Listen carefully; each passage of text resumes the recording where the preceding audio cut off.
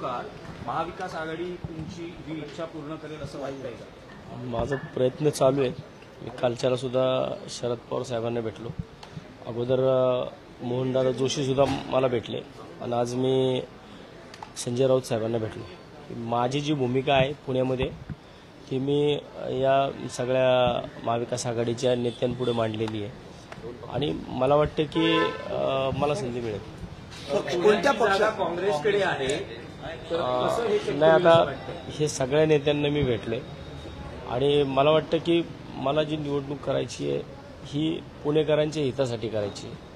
त्यामुळं मी प्रत्येकाकडे पहिल्या गाठीभेटी घेतोय आणि गाठीभेटी घेऊन त्याच्यामध्ये योग्य तो मार्ग काढते. तुम्ही म्हटलं होतं की पुढच्या 2 दिवसामध्ये आपली राजकीय भूमिका पुढची काय असेल ते सांगणार आहात, तर तुम्ही महाविकास आघाडीतलीच एका पक्षामध्ये पक्षप्रवेश करणार आहात हे आता दिसतंय? कारण ज्या प्रकारे शरद पवार आणि आता संजय राऊतांची तुम्ही भेट घेता ना, अजून मी फक्त भेटीगाठींवरती आणि माझ्या कुठल्याही भेटीगाठी या मागच्या दरवाजाने झालेल्या नाहीये.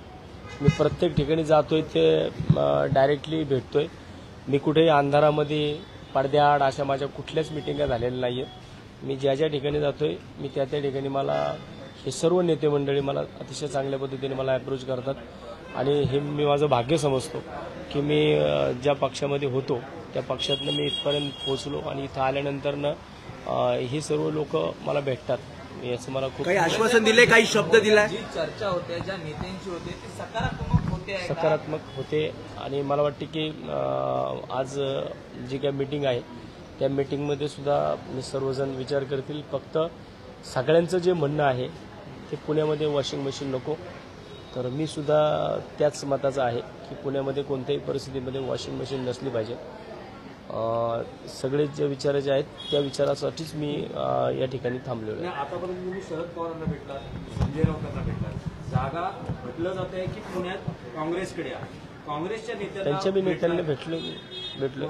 मला जे त्या ठिकाणी आहेत मोहनदादा जोशी आहेत, आमचे माझे मार्गदर्शक नगरसेवक रवींद्र धंगेकर असतील किंवा अरविंद भाऊ दंगेकरांचं म्हणणं काय या सगळ्याबद्दल? आम्ही दंगेकरांना फोनवरतून माझं भाऊसंग बोलणं झाले आणि मला वाटतं की मी गेल्यानंतर भाऊंना भेटणार. दंगेकरांनी पण इच्छा व्यक्त केली आहे पुन्हा लोकसभा लढवण्याची. ते पण इच्छुक आहेत, मी पण इच्छुक आहे, पण मी माझा प्रस्ताव त्यांच्यापुढे अजून भाऊला भेटलेला नाहीये. आम्ही गेल्यानंतर रवी भाऊला भेटून मी माझा जो काही विषय आहे तो भाऊ पुढे मांडेल. कारण रवी भाऊ माझे गटनेते होते, अरविंद भाऊ माझे मित्र आहेत. आम्ही 15 वर्ष एका बेंचवरती बसलेलो आहे महापालिकेमध्ये.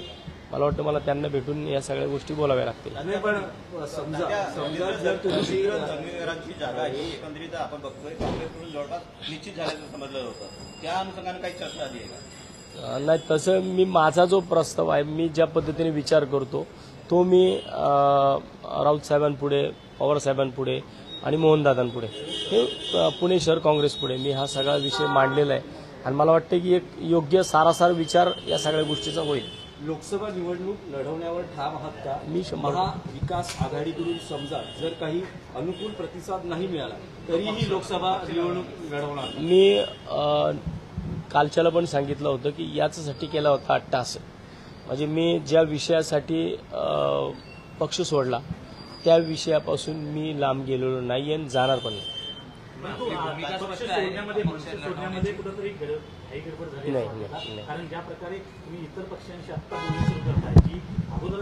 जे सुरुवातीला पक्षांनी बोलणी करायला पाहिजे होती ती मी आता करतोय. सध्या रवींद्र दंगेकरांना जो शब्द दिलाय महाविकास आघाडीनं, आता तुम्हाला वाटतंय का लोकसभेमध्ये तुमच्याकडे तो कल येईल?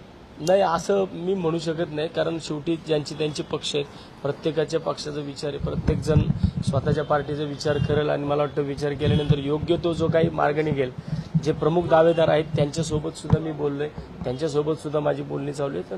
त्याचा निर्णय कधीपर्यंत घेणार तुम्ही, कोणत्या पक्षात जायचं किंवा अजून आचारसंहिता लागलेली नाही. आचारसंहिता लागल्यानंतर या सगळ्या गोष्टींना थोडा वेग येईल. दुसरीकडे आपण ज्या पक्षात होतात मनसे त्यांची आणि कुठेतरी भाजपसोबत महायुतीची चर्चा देखील सुरू आहे, त्याकडे आपण कसं पाहता की 1-2 जागांसाठी त्यांना तिकडे जागा दिली जाऊ शकते महायुती? मी त्या विषयावरती महाराष्ट्र नवनिर्माण सेना या विषयावरती मी आता काहीच बोलू इच्छित नाही. त्यामुळे मला आता वाटतं की मी ज्या विषयासाठी पक्ष सोडलाय त्या विषयावरती मी आता काम करतोय आणि मला पुणे शहरामध्ये पुणे शहराच्या पुण्यातील नागरिकांसाठी मला पुणे लोकसभा लढायची आहे.